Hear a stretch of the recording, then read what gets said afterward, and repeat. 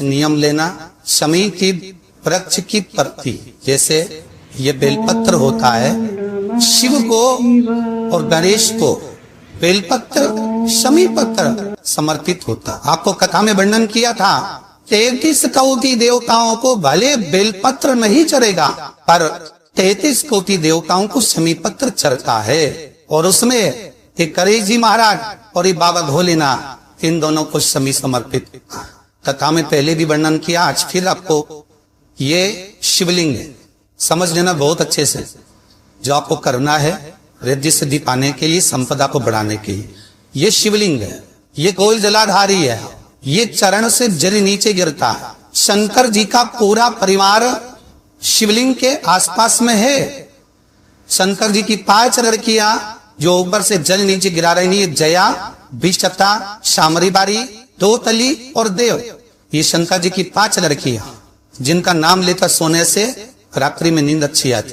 एक एक बूंद जो ऊपर से गिरा रही है, ये शिव की 5 बहन। जहां से जल नीचे गिरता है, शिवलिंग का जो जल नीचे जाता है, उसके राइट भाग में गणेश जी का स्थान, लेफ्ट भाग में कार्तिकेय का स्थान, बीच में शंकर जी की सबसे छोटी लड़की अशोक सुंदरी का स्थान। शिव महापुराण की कथा कहती है और गणेश चरित्र अपन स्मरण कर रहा है, और तल से एक चतुर्थी लग रही है।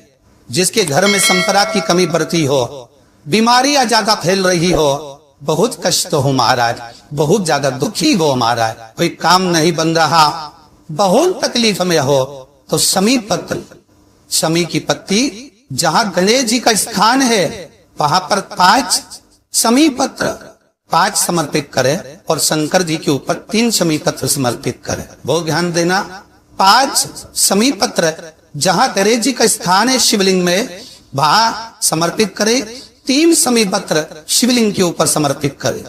1 शमी पत्र शंकर जी की चौखट पर लेफ्ट भाग में जाते समय आपका कुहिता, जब मंदिर से निकलो तो उल्टे हाथ पर लेफ्ट भाग में शंकर जी की चौखट पर समर्पित करें 1 शमी पत्र। और महाराज का दिया, जहां लेफ्ट भाग में आपने शमी पत्र रखा है, मंदिर में ना दिया लगाकर बाहर की ओर जहां शमी पत्र रखा है, उसके ठीक साइड में एक घी का दिया लगा दीजिए। केवल चतुर्थी से लेकर तो दशी तक गणेश पुराण कहती है, भगवान गणेश जी का मोर ध्वज का, मयूर ध्वज गणेश का नाम लेकर जो ये दीप शमी पत्र चढ़ा देता है, उसके घर से कभी रिद्धि सिद्धि नहीं जाती, वैभव प्रतिष्ठा नहीं जाती।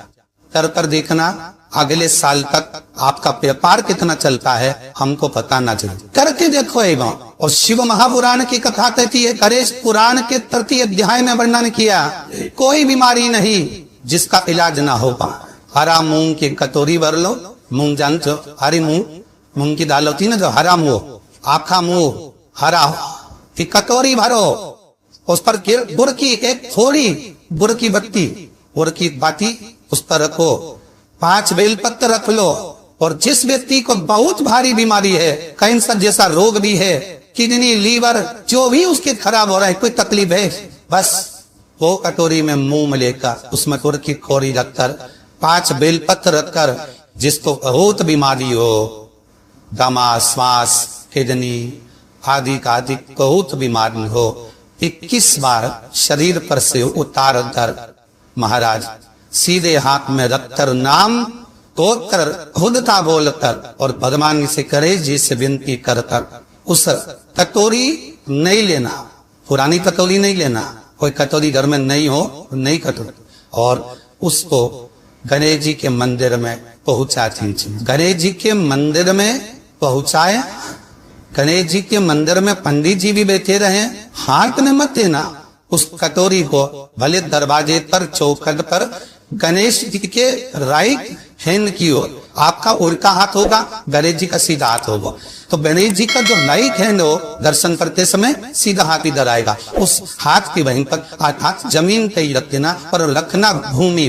महाराज कैसी भी बीमारी होगी, अगर चलने में भी तकलीफ हो रही होगी, पंतर मन पड़ जाए।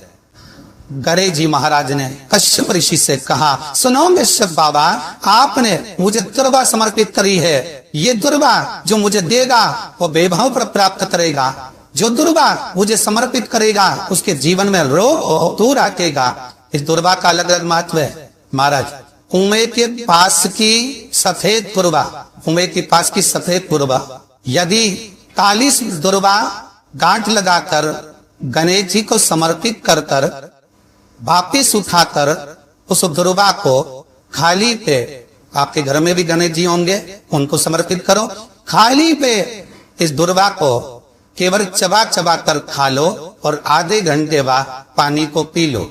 गणेश जी को चढ़ाना, सफेद दुर्वा को गणेश जी को समर्पित कर कर चबा चबा कर खाना। उदर की प्रॉब्लम, जो भी मसा आदि की प्रॉब्लम होती है उदर से जुड़ी हुई होती है, जिस चीज से जुड़ी होगी, पेट की जितनी प्रॉब्लम होगी आपको, जितनी भी प्रॉब्लम होगी वो सारी, कितनी भी प्रॉब्लम हो पेट से जुड़ी हुई प्रॉब्लम जितनी भी हो, समाप्त। यही दुर्वा शिव महापुराण की कथा कहती है। यदि चतुर्थी के दिन सात गांठ वाली दुर्वा 21 ले लो और चतुर्थी के दिन गणेश जी को समर्पित कर दो।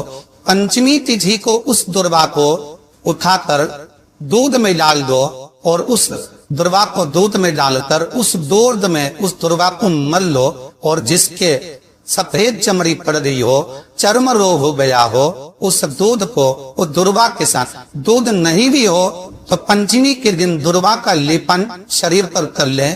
आधे घंटे तक करने पर पंचमी को प्रदोष काल में स्नान कर ले। महाराज आपको चर्म रोग में आराम लग जाएगा, सफेद चमड़ी अपने असली रंग में आना प्रारंभ हो जाएगी। दरेशपुरा दुर्वा का हो 21 दुर्वा के 108 बंडल बना लो।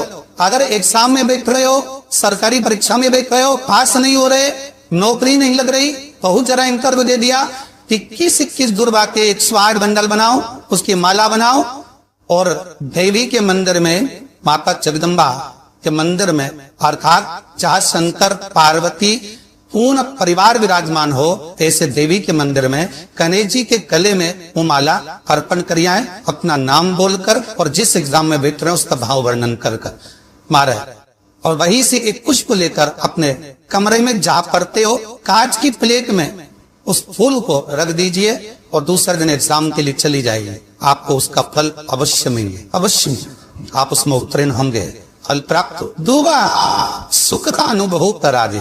श्री शिवाय नमस्तुभ्यम, सब बोलिए एक बार जमकर, श्री शिवाय नमस्तुभ्यम। कर जरूर कर रहा, ऐसी और वाला हमारा झूठ तो नहीं बोल रहा, शास्त्रों की बातें हमारे जीवन में हमें सुख प्रदान करे, इसलिए भाव का आनंद करते हुए आज की तरह वो विराम देते हैं।